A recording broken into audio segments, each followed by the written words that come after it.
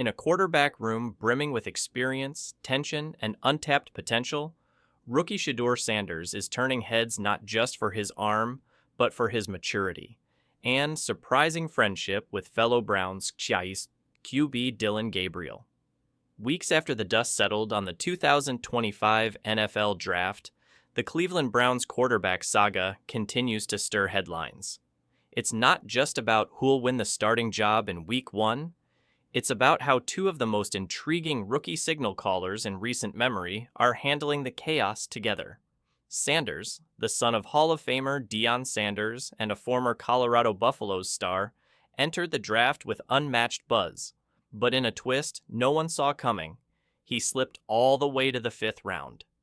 Meanwhile, the Browns used a 3rd-round pick, number 94 overall, on Dillon Gabriel, the Oklahoma-turned-Oregon quarterback who had flown under the radar but came into the draft with an ironclad resume and a reputation for poise.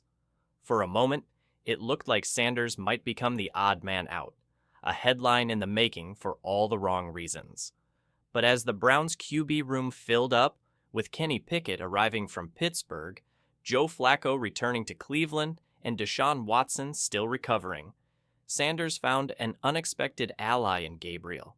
And in his first candid comments since the whirlwind draft weekend, Sanders made one thing clear.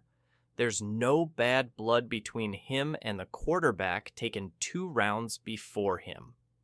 Everything's been cool, Sanders told Sportscasting in an interview published Monday. He's a cool person.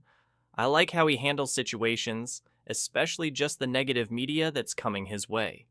I'm just happy he's positive. He's able to handle everything. We're truly cool. Let's pause right there. In a league where rookie QBs often carry chips on their shoulders, and where every depth chart battle is a potential powder keg, Sanders' response is a breath of fresh air. It's not forced, it's not polished PR speak. It's a young player navigating the league's political minefield with surprising grace. The Browns' decision to draft Gabriel before Sanders raised eyebrows throughout the league. Sanders, once projected as a late first-rounder or early day 2 pick, plummeted to pick number 144.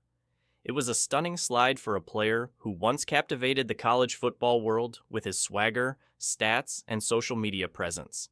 But if there's frustration brewing beneath the surface, Sanders is burying it deep, choosing instead to praise the very player whose name was called before his.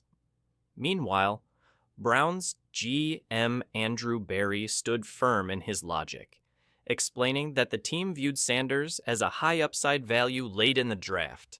We felt like he was a good, solid prospect at the most important position, Berry said after the draft.